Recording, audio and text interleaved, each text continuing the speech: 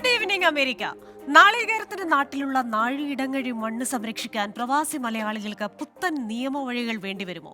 വർഷങ്ങളുടെ കഠിനാധ്വാനം ആരോ കൈക്കലാക്കുന്ന അതീവ വിഷമകരമായ ഒരു സാഹചര്യം ദൈവത്തിന്റെ സ്വന്തം നാട്ടിൽ സംജാതമാകുന്നുണ്ടോ? പാൻ കാർഡും ആധാറും പോലുള്ള രേഖകൾ അടക്കം ആവശ്യപ്പെടുന്ന ഇടപാടുകളിൽ OIC കാർഡ് മാത്രമുള്ള പ്രവാസി മലയാളി എന്തു ചെയ്യും? പ്രവാസി മലയാളികൾക്ക് പോലും തിട്ടമില്ലാത്ത ആസ്തി വകകളിൽ കണ്ണും നട്ട് ഒരു കൂട്ടം പ്രവർത്തിക്കുന്നുണ്ടോ? കാരണവന്മാരുടെ കാലം മുതൽ സ്വരുക്കൂട്ടിയ ആസ്തികൾ സംരക്ഷിക്കാൻ മാർഗമെന്ത്? സവിശേഷമായ ഈ വിഷയത്തിലേക്കാണ് ഇന്ന് American dialogue powered by Hedge ന്യൂയോർക്കും ശ്രദ്ധ ചെലുത്തുന്നത്. ആധാരം വഴിയാധാരമാകുമോ?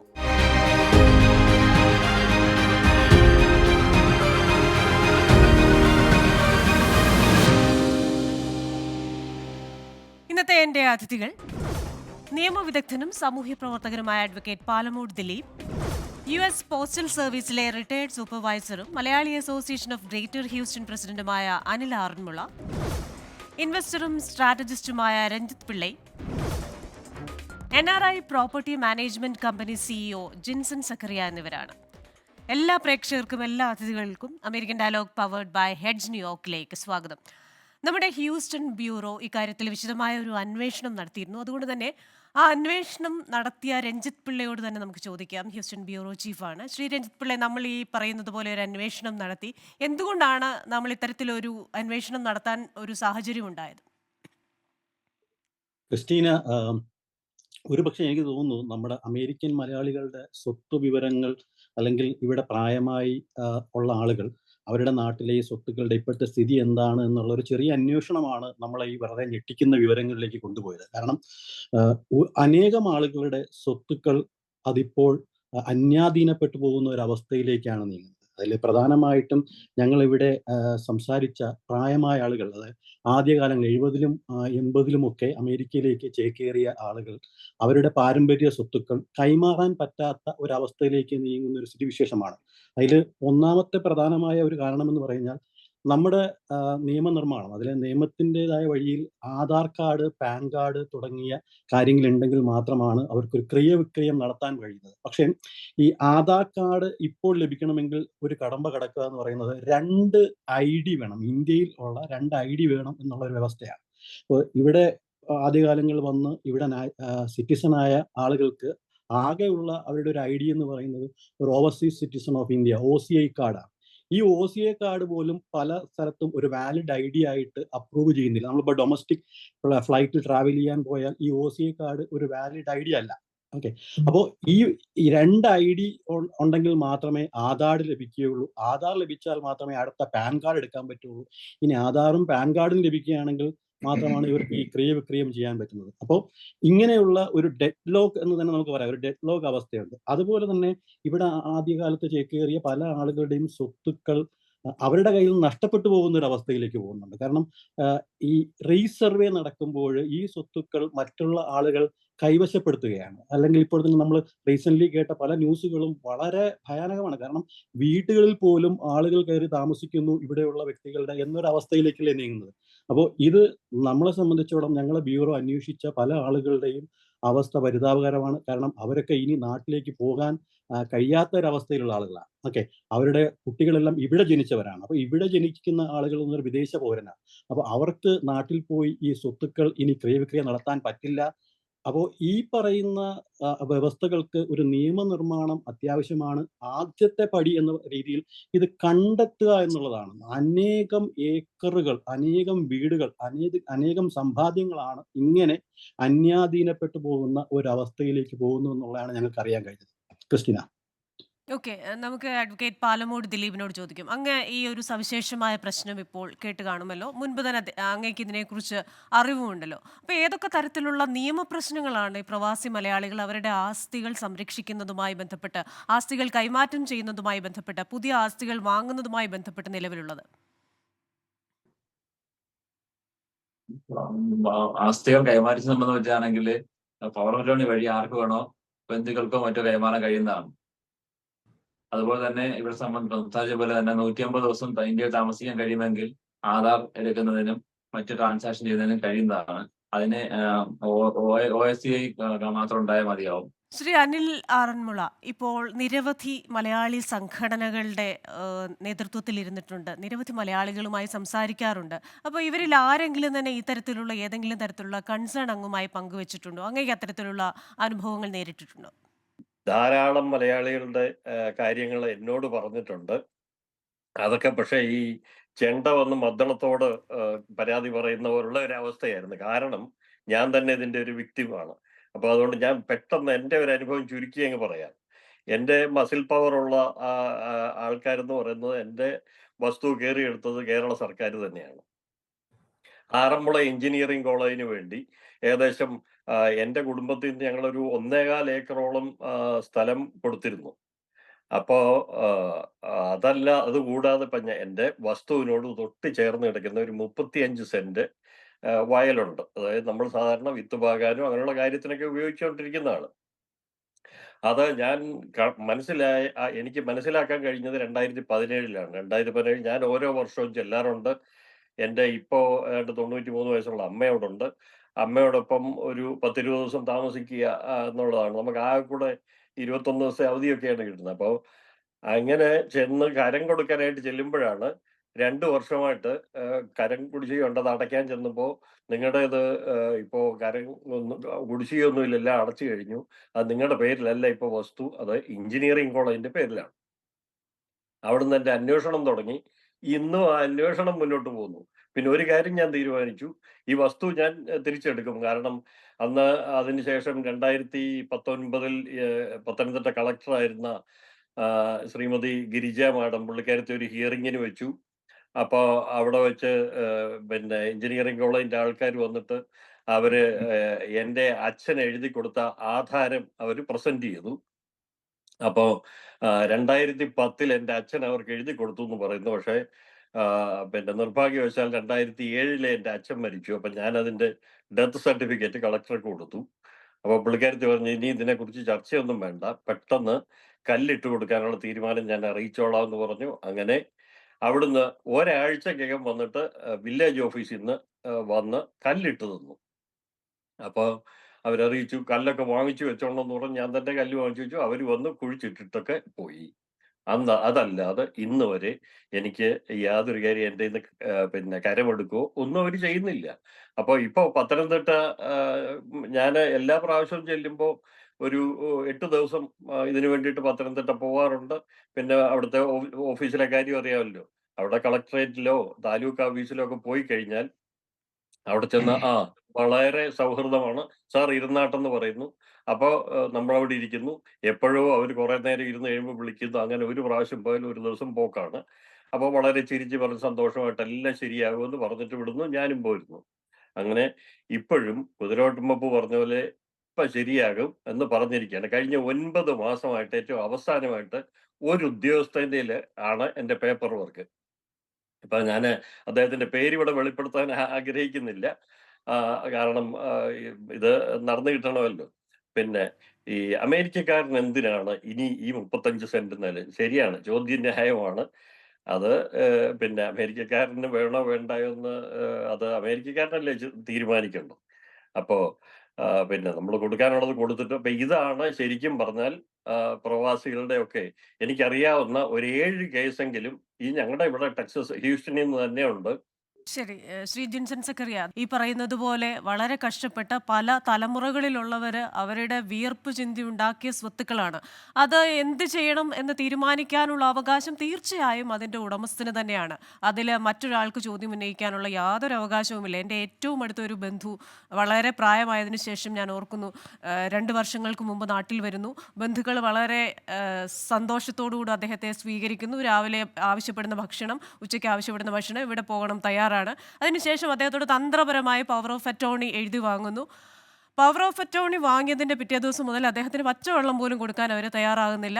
ഒടുവിൽ അദ്ദേഹം മിഷണനായി തിരികെ അമേരിക്കയിലേക്ക് പോവുകയും കഴിഞ്ഞ ഡിസംബറിൽ മരിക്കുകയും ചെയ്തു. അപ്പോൾ ഇങ്ങനെ അനുഭവങ്ങൾ ഒരുപാട് പേരുണ്ട്. ഇപ്പോൾ ശ്രീ അനിൽ ആറന്മുള പറഞ്ഞ പോലെ തന്നെ ഈ നാട്ടിൽ വരുമ്പോഴാകുമ്പോഴും ഈ പ്രവാസികളോട് കാണിക്കുന്ന ഒരു സ്നേഹം, അത് ഈ പറയുന്നത് പോലെ ഉദ്യോഗസ്ഥരുടെ ഭാഗത്തു നിന്നാണെങ്കിലും എല്ലാം ശരിയാകും എന്നൊരു തോന്നലിൽ നമ്മളിൽ ഉളവാക്കിയതിന് ശേഷം ഒന്നും ശരിയാകാത്ത ഒരു അവസ്ഥ, അത്തരത്തിലൊരു സാഹചര്യം നിലനിൽക്കുന്നുണ്ടോ? ക്രിസ്റ്റീന, ഇപ്പം അനിൽ സാറ് പറഞ്ഞ ഒരു വിഷയം അതിനേക്കാളും വളരെയേറെ ബുദ്ധിമുട്ടുണ്ടാക്കുന്ന നിരവധി ഇഷ്യൂസ് NRIസിന്റെ പ്രോപ്പർട്ടി ആയിട്ട് ബന്ധപ്പെട്ട് നടക്കുന്നുണ്ട്. കാരണം ഇതിന്റെ ഒരു വ്യാപ്തിയും ഇതിന്റെ ഒരു ഈ NRI പ്രോപ്പർട്ടി എന്ന് പറയുന്നതിന്റെ കാരണം കേരളത്തില് ഇപ്പൊ അമേരിക്കയിൽ തന്നെ നമ്മൾ പറയുന്ന ഒരു 6 ലക്ഷത്തോളം മലയാളികളുണ്ട്. അപ്പൊ അവരുടെ എല്ലാം വലിയ കോടിക്കണക്കിന് രൂപയുടെ സ്വത്താണ് നമ്മുടെ നാട്ടിൽ കിടക്കുന്നത്. ഒരൊറ്റ ഉദാഹരണം പറഞ്ഞു കഴിഞ്ഞാൽ ഇപ്പൊ നമ്മുടെ ന്യൂയോർക്കിലുള്ള ഒരു 10-15 വർഷം മുമ്പാണ് ഒരു പ്രോപ്പർട്ടി 5-6 ഏക്കർ സ്ഥലം നാട്ടില് പോയി അതൊന്ന് അവിടെ കയറി താമസിച്ച് അന്ന് ക്ലെയിം ചെയ്യാൻ വേണ്ടി പോയതാണ്. അത് ബന്ധുക്കളുമായിട്ട് തന്നെ ബന്ധപ്പെട്ടാണ് അദ്ദേഹത്തിന് 3-4 ദിവസം ജയിലിൽ കിടക്കേണ്ടി വന്നത്. എന്നാണ് അനിൽ സാറിന് ആ ഒരു ബുദ്ധിമുട്ടൊന്നും ഉണ്ടായിട്ടില്ല.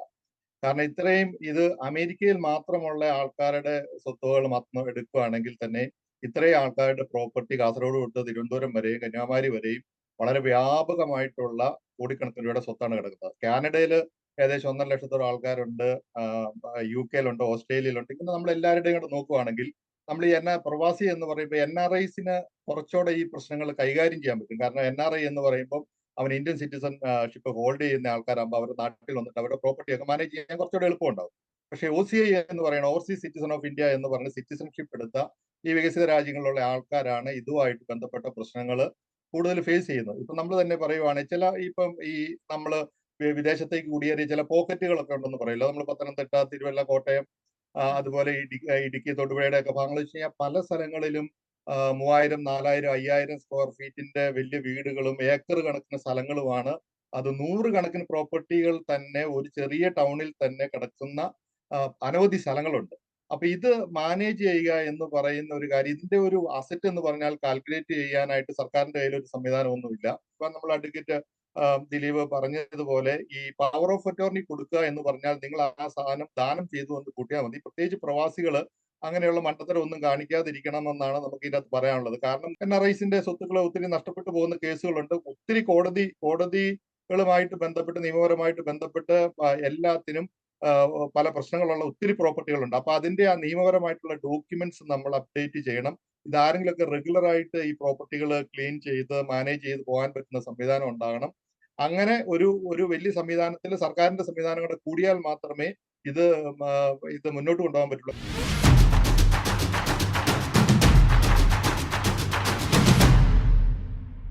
ശ്രീ രഞ്ജിത്ത് പിള്ളെ, ഇപ്പോൾ ഈ അടുത്തിടെ ഡൽഹി ഹൈക്കോർട്ടിൽ ജസ്റ്റിസ് സുബ്രഹ്മണ്യം പ്രസാദിന്റെ മുന്നിൽ വന്ന ഒരു കേസ് ദേശീയ ശ്രദ്ധ ആകർഷിച്ചിരുന്നു. അതേ തുടർന്ന് ഇത്തരം ചർച്ചകൾ സജീവവുമാണ്. ഡൽഹിയിലുള്ള ഒരു പ്രവാസിയുടെ ബംഗ്ലാവ് ബന്ധുക്കൾ തട്ടിയെടുത്തു. പക്ഷേ യഥാർത്ഥത്തിൽ ഈ ബന്ധുക്കൾ വില്ലന്മാരാകുന്ന കേസുകളാണ് കൂടുതൽ വരുന്നത്. എങ്കിൽ പോലും ബന്ധുക്കൾക്കുപരിയായി ഇത്തരത്തിൽ ഒരു മറ്റുള്ളവരുടെ ആസ്തി തട്ടിയെടുക്കുന്ന ഒരു സംഘം പ്രവർത്തിക്കുന്നുണ്ട്. കാരണം ഞാൻ ചില വസ്തു ബ്രോക്കേഴ്സിനോട് ഒക്കെ സംസാരിച്ചു. പ്രത്യേകിച്ച് ഈ പറയുന്ന റാന്നി, കുമ്പനാട്, തിരുവല്ല, പത്തനംതിട്ട ആ ഒരു NRI ബെൽറ്റിലുള്ള ബ്രോക്കേഴ്സ്. അപ്പോൾ അവർ പറയുന്നത് ഇവരുടെയൊക്കെ വസ്തുക്കൾ വിൽക്കാൻ ചെല്ലുമ്പോൾ അതിൻ്റെ ഒരു ഡിമാൻഡ് കുറയ്ക്കുക. ഇപ്പോൾ അങ്ങനെ വിലയ്ക്ക് വലിയ വിലയൊന്നുമില്ല എന്ന് പറഞ്ഞ് വളരെ തുച്ഛമായ വിലയ്ക്ക് അവരെ വിൽക്കാൻ നിർബന്ധിക്കുക, ഇതൊക്കെ ചെയ്യാറുണ്ട് എന്ന് മനസ്സിലാക്കാൻ കഴിഞ്ഞു. അപ്പോൾ ഇത്തരത്തിലൊരു ഗൂഢസംഘം ഇതിന് പിന്നിൽ പ്രവർത്തിക്കുന്നുണ്ടോ? ക്രിസ്റ്റീന, ഇവിടുത്തെ സ്കാം എലമെന്റ് 1 എന്ന് പറയുന്നത് നമ്മൾ കഴിഞ്ഞ ഒരു 10 വർഷത്തെ NRIകളുടെ വസ്തുക്കളുടെ ആധാര രജിസ്ട്രേഷൻ നടന്നതിന്റെ രേഖകൾ പരിശോധിച്ചു കഴിഞ്ഞാൽ, നേരത്തെ അഡ്വക്കേറ്റ് ദിലീപ് ചൂണ്ടിക്കാണിച്ച ഒരു പവർ ഓഫ് അറ്റോർണി ഉണ്ടെങ്കിൽ ആധാരം രജിസ്റ്റർ ചെയ്യാം. ആരുടെ പേരിലാണോ കൊടുത്തിരിക്കുന്നത് അദ്ദേഹത്തിന് അവകാശമുണ്ട് എന്നുള്ളതാണ്. പക്ഷേ നമ്മൾ ഈ അമേരിക്കയിൽ ജീവിക്കുന്ന ഒരാൾ നാട്ടിൽ ഒരു നോട്ടറിയുടെ മുമ്പിൽ ചെന്ന് ഉണ്ടാക്കേണ്ടുന്ന ഒരു ഡോക്യുമെന്റ് ആണ് ഈ പവർ ഓഫ് അറ്റോർണി. അതല്ലെങ്കിൽ ഇവിടെ ഒരു ഇന്ത്യൻ എംബസിയിൽ പോയി മാത്രമായിരിക്കും അദ്ദേഹത്തിന് ആ പവർ ഓഫ് അറ്റോർണി ഉണ്ടാക്കിയാൽ മാത്രമേ അത് വാലിഡ് ഡോക്യുമെന്റ് ആവുകയുള്ളൂ. അപ്പോൾ കഴിഞ്ഞ 10 വർഷത്തെ രജിസ്ട്രേഷൻ, ആധാർ രജിസ്ട്രേഷൻ എടുത്ത് നോക്കിക്കഴിഞ്ഞാൽ ഈ ഉടമസ്ഥൻ എന്ന് പറയുന്ന ആൾ അമേരിക്കയിലായിരിക്കും, അല്ലെങ്കിൽ വേറെ വിദേശ രാജ്യത്തായിരിക്കും. പവർ ഓഫ് അറ്റോർണി എഴുതി കൊടുത്ത ടൈമോ ഡേറ്റോ ഒക്കെ പരിശോധിച്ച് കഴിഞ്ഞാൽ ഇതിനുള്ള സ്കാം നമുക്ക് മനസ്സിലാവുന്നതാണ്. ഇതൊരു ചെറിയ കണ്ണു തുറക്കുന്ന പ്രക്രിയയല്ല, ഇതൊരു വലിയ സ്കാമാണ്. കാരണം കഴിഞ്ഞ ദിവസം ഞങ്ങൾ സംസാരിച്ച ഒരു ആന്റി പറയുന്നത് അവരുടെ സ്വത്ത് നാട്ടിലുണ്ട്, അവർക്കൊരു കുറച്ച് സ്വത്തുണ്ട്, അതിൽ കുറച്ച് ഞാൻ ഈ കുടുംബശ്രീക്ക് കൃഷി ചെയ്യാൻ കൊടുത്തായിരുന്നു. പിന്നെ ഇപ്പോൾ ഞാൻ വിചാരിച്ചു അവർ തന്നെ എടുത്തോട്ടെ എന്ന്. ഞാൻ കഴിഞ്ഞ 5 വർഷമായിട്ട് അവർ തന്നെയാണ് ആ വസ്തുവിന്റെ ഉടമസ്ഥൻ. അതെങ്ങനെയാണ് ആന്റി അവർക്ക് അത് എഴുതി കൊടുത്തത്? ആന്റി കഴിഞ്ഞ 10 വർഷമായിട്ട് നാട്ടിൽ പോയിട്ടില്ല. 10 വർഷമായിട്ട് നാട്ടിൽ പോയിട്ടില്ല, ഒരു പവർ ഓഫ് അറ്റോർണി സൈൻ ചെയ്തിട്ടില്ല, ഇന്ത്യൻ എംബസിയിൽ പോയിട്ടില്ല. പക്ഷെ ഇന്ന് ആ വസ്തു ഈ പറയുന്ന ആളുകളുടെ പേരിലാണ് എന്നാണ് പറയുന്നത്. അപ്പോൾ നമ്മൾ ഇതിന്റെ എല്ലാം നിയമപരമായി ഈ പ്രക്രിയ എങ്ങനെയാണ് നടന്നത് എന്ന് ഒരു അന്വേഷണം നടത്തിയാൽ കൃത്യമായിട്ടും ഒരു വലിയ ഒരു സ്കാം തന്നെ ആയിരിക്കും എന്നുള്ളതാണ് ഞാൻ മനസ്സിലാക്കുന്നത്. അതുപോലെ തന്നെ നമ്മൾ ഇതിൽ വേറൊരു വലിയൊരു ഘടകം ഇപ്പോൾ ഇവിടെ ഇത് നേരത്തെ ഇവിടെ സംസാരിച്ചവർ പറഞ്ഞായിരുന്നു, ഇനി കുറച്ചു പേരൊക്കെ ഓക്കെ പോട്ടെ, ഈ പോട്ടെ എന്ന് പറയുന്ന വസ്തുക്കൾ എങ്ങോട്ടാണ് പോകുന്നത്? ഇവിടെ ജീവിച്ചിരിക്കുന്ന ആളുകൾ ഇനി നാട്ടിൽ പോകുന്നില്ല, ഇനി അതിന്റെ പുറകെ നടക്കാൻ വയ്യ, ഒരു സെല്ലേഴ്സ് മാർക്കറ്റ് അല്ല, അപ്പോൾ ഉപേക്ഷിക്കപ്പെടുകയാണ്. അപ്പോൾ ഉപേക്ഷിക്കപ്പെടുന്ന വസ്തുക്കൾ എവിടെയാണ്? നമ്മുടെ ഗവൺമെന്റ് സമ്പ്രദായത്തിൽ NRIകളുടെ വസ്തുക്കളുടെ ഒരു ഡേറ്റാബേസ് ഉണ്ടോ എന്നുള്ളതാണ് ആദ്യ ഘട്ടം എന്ന രീതിയിൽ. NRIകളുടെ അല്ലെങ്കിൽ വിദേശത്ത് വികസിത രാജ്യങ്ങളിൽ സെറ്റിൽ ആയിട്ടുള്ള അവിടെ പൗരത്വം നേടിയിട്ടുള്ള വ്യക്തികളുടെ ആളുകളുടെ ഒരു സ്വത്ത് വിവരങ്ങൾ ശേഖരിക്കുക എന്ന് പറയുന്ന ഒരു പ്രക്രിയയിലേക്ക് ഗവൺമെന്റ് കടക്കേണ്ടത് വളരെ അത്യാവശ്യമാണ്. കഴിഞ്ഞ 10 വർഷത്തിനുള്ളിൽ ഈ പറയുന്ന പ്രക്രിയ നടന്നത് ഏത് നിയമാടിസ്ഥാനത്തിലാണ് നടന്നത് എന്ന് പറയുന്നത് അന്വേഷിക്കുക എന്ന് പറയുന്നതും വളരെ വലിയ ഒരു അത്യാവശ്യ കാര്യമായിട്ട് തന്നെയാണ് ഞാൻ കാണുന്നത്, ക്രിസ്റ്റീന. ശരി.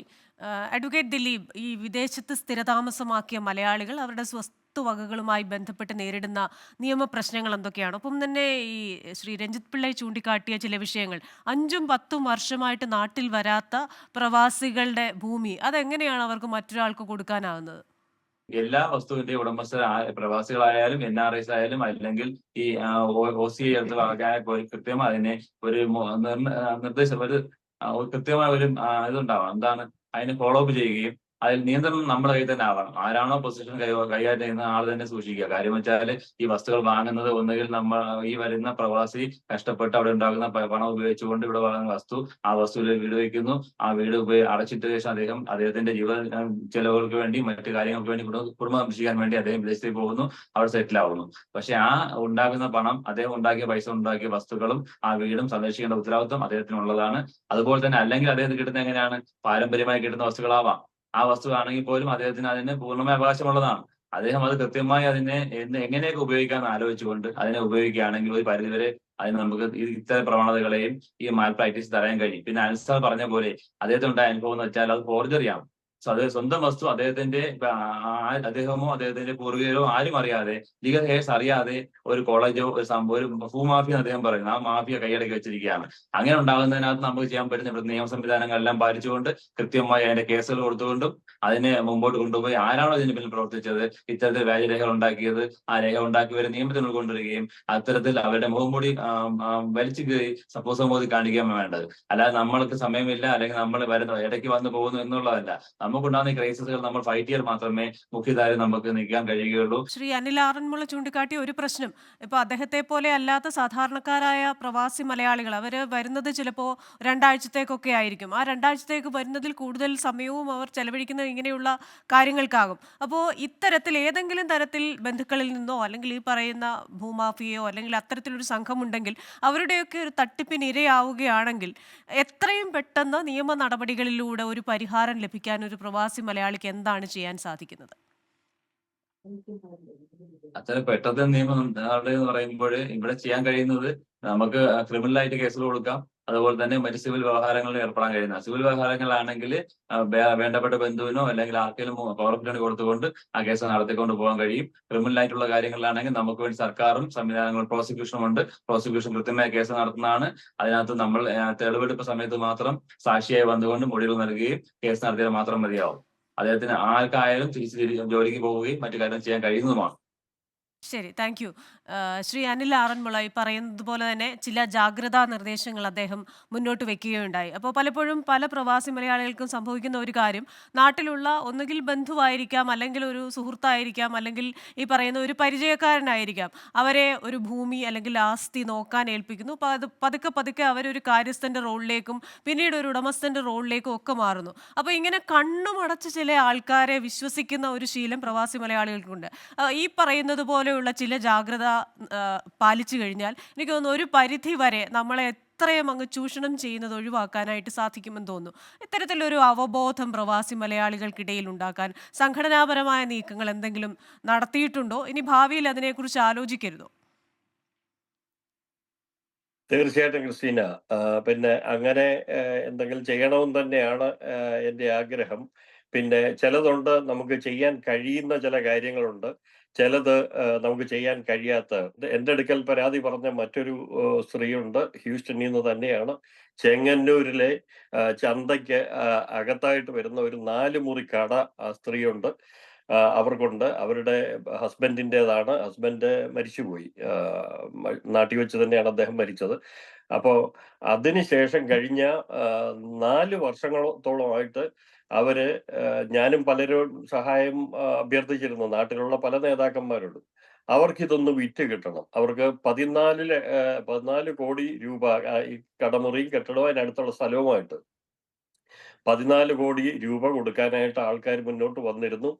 പക്ഷേ അത് ഫൈനൽ വരുമ്പോ അത് അവരെ ഭീഷണിപ്പെടുത്തി പിൻമാറ്റിക്കളയാണ്. പിന്നെ ഒരു MLA-യുടെ ബന്ധു തന്നെയാണ് ചെയ്യുന്നത്. അദ്ദേഹത്തിന്റെ അറിവോട് കൂടിയാണ് ഈ ചെയ്തുകൊണ്ടിരിക്കുന്നത്. പിന്നെ ഇനിയും പേര് ഞാൻ പറയണമെങ്കിൽ 24 വരെ അന്വേഷണമോ കാര്യം വെച്ചാൽ പച്ചയ്ക്ക് പറയാനും നമുക്ക് ഒരു ബുദ്ധിമുട്ടുമില്ല. കാരണം അതുപോലൊരു സ്ത്രീ അവരുടെ കണ്ണീര് കണ്ട് ഇവിടെ വന്ന പല രാഷ്ട്രീയ നേതാക്കന്മാരുടെ അടുത്ത് ഞാൻ അവരെ വിളിച്ച് കൊണ്ടുപോയി സംസാരിപ്പിച്ചിരുന്നു. പക്ഷേ ഇവർക്കാർക്കും ഒന്നും ചെയ്യാൻ പറ്റുകയില്ല എന്നുള്ളതാണ്. ഇപ്പോ ഞാനും കൂടി നമ്മൾ ശ്രമിക്കുന്നുണ്ട് എങ്ങനെങ്കിലും ആ സ്ത്രീയുടെ വസ്തുവും കാര്യങ്ങളൊന്നും വിറ്റ് കിട്ടുന്ന പൈസ. അപ്പൊ ഈ നേതാവ് ഒരു വില പറഞ്ഞിട്ടുണ്ട്. ആ വിലക്കാണെങ്കിൽ അവര് കച്ചവടം ചെയ്യാതെ അദ്ദേഹത്തിന് തന്നെ കൊടുക്കും. അതല്ലെങ്കിൽ അത് വിൽപ്പന നടക്കില്ല. ഇതാണ് സിറ്റുവേഷൻ. പിന്നെ ഇപ്പോ നേരത്തെ ക്രിസ്റ്റീന ചോദിച്ച പോലെ നമുക്കിങ്ങനെ ധാരാളം പിന്നെ പരാതികൾ ഇങ്ങനെ വരുന്ന സമയത്ത് നമ്മളിപ്പോ ഇങ്ങനെ ചിന്തിക്കുന്നുണ്ട് എന്തെങ്കിലും തരത്തിൽ ഒരു പ്രവാസികൾ ഇപ്പൊ അതിന് ഇവിടെ ഫോമയും ഫൊക്കാനയും ഒക്കെ ഉണ്ട്. അതിൽ അവരോടുമൊക്കെ ഞാൻ സംസാരിച്ചിരുന്നു. പക്ഷെ എഫക്റ്റീവായിട്ട് ആർക്കും ഒന്നും ചെയ്യാൻ കഴിയുന്നില്ല എന്നുള്ളതാണ്. പക്ഷെ അത് ചെയ്യാൻ വേണ്ടി നമ്മൾ മുൻകൈ എടുത്ത് എന്തെങ്കിലും ഇപ്പോ ദിലീപിന്റെ കൂട്ടുള്ള നാട്ടിൽ നിന്നുള്ള അഡ്വക്കേറ്റിന്റെ സഹായവും ഒക്കെ ഉണ്ടെങ്കിൽ നമുക്ക് തീർച്ചയായിട്ടും ചെയ്യാൻ കഴിയും. കുറഞ്ഞ പക്ഷം ഇത് ഈ പിന്നെ എന്താ പറയാ ജന നേതാക്കന്മാരുടെ ഈ മുഖം കൂടെ ജനങ്ങളൊന്ന് അറിയുന്നത് നല്ലതാണ്. കാരണം ഇങ്ങനെ അവര് ഒക്കെ ഇവിടെ കിടന്ന് കഷ്ടപ്പെട്ടത് ശരിയാ അമേരിക്കയിലാണ്. പക്ഷെ അവര് ചെയ്യുന്ന ജോലിക്ക് ഉറക്കമില്ലാതെ പോയി ജോലി ചെയ്യുന്ന കൂട്ടത്തില് ഉറങ്ങാതെ മക്കളെ വളർത്തിയെടുക്കുന്നു. ഈ ബുദ്ധിമുട്ടിനിടയിൽ അവർ അങ്ങനെ ഉണ്ടാക്കുന്ന പൈസയാണ് അവര്. ഇപ്പോ നാട്ടിലെ ആൾക്കാരെ ഞാൻ കുറ്റം പറയുന്നില്ല. അവര് നോക്കുമ്പോ അമേരിക്കയാണ്. ഇപ്പോ അവിടെ തന്നെ പോയി ജോലി ചെയ്യാതിരിക്കലാണ് ഞങ്ങളുടെ ജോലി എന്ന് പറയുന്ന കുറെ ആൾക്കാരുള്ള സ്ഥലത്ത് അവർക്ക് ഇതിന്റെ ഈ ഇവരുണ്ടാക്കുന്ന പൈസയുടെ വില മനസ്സിലാകത്തില്ല. അപ്പോ സ്വന്തം നാട്ടില് അല്പം ഭൂമി അല്ലെങ്കിൽ എന്തെങ്കിലും ഒരു കൃഷിയുടെ അതൊക്കെ അവരുടെ സ്വപ്നമായതുകൊണ്ട് അവർ ചിലവാക്കി ചെയ്യുന്നതാണ്. അത് പ്രൊട്ടക്ട് ചെയ്യാൻ പ്രവാസികള് ഇപ്പൊ ഞങ്ങൾ തന്നെ അതിനെ മുൻകൈ എടുക്കാനായിട്ട് ഞാനും രഞ്ജിത്തിനോട് സംസാരിച്ചിരുന്നു. എൻ്റെ ഇന്ത്യ പ്രസ് ക്ലബിലെ സുഹൃത്തുക്കളുമായിട്ട് സംസാരിച്ചിരുന്നു. അപ്പൊ അങ്ങനെ എന്തെങ്കിലും ചെയ്യാനായിട്ട് തീർച്ചയായിട്ടും നമ്മളിപ്പോ നിർബന്ധിതരാകുകയാണ്. അതിന് പിന്നെ നിങ്ങളുടെ മാധ്യമ പ്രവർത്തകരുടെയും അതുപോലുള്ള നിയമവിദഗ്ധരുടെയും ഒക്കെ സഹായം വേണം. ഈ തീർച്ചയായിട്ടും നമ്മുടെ സഹായം ഉണ്ടാകും. ഈ പറയുന്ന രാഷ്ട്രീയ നേതാക്കളുടെ ഒക്കെ മുഖംമൂടി അത് പുറത്തു വരേണ്ടതാണ്. ഇപ്പോൾ അങ്ങേ ഞാൻ നിർബന്ധിക്കുന്നില്ല പേര് പറയാനെങ്കിലും എനിക്ക് തോന്നുന്നു മിനിമം ചെങ്ങന്നൂരുള്ളവർക്കെങ്കിലും അത് ഊഹിച്ചെടുക്കാൻ സാധിക്കുമായിരിക്കും എന്ന് മനസ്സിലാക്കുന്നു. പക്ഷേ തീർച്ചയായും നമ്മൾ ഈ വിഷയത്തിൽ ഒരു അന്വേഷണം നടത്തും. മറ്റൊന്ന് ഈ പറയുന്നത് പോലെ പ്രവാസി മലയാളികൾക്ക് എന്തുകൊണ്ട് ഒരു പലപ്പോഴും നമ്മൾ ഈ സ്നേഹത്തിൻ്റെയും വിശ്വാസത്തിൻ്റെയും ഒക്കെ അടിസ്ഥാനത്തിൽ ഓരോരുത്തരെ ഏൽപ്പിക്കുമ്പോഴാണല്ലോ പ്രശ്നമുണ്ടാകുന്നത്.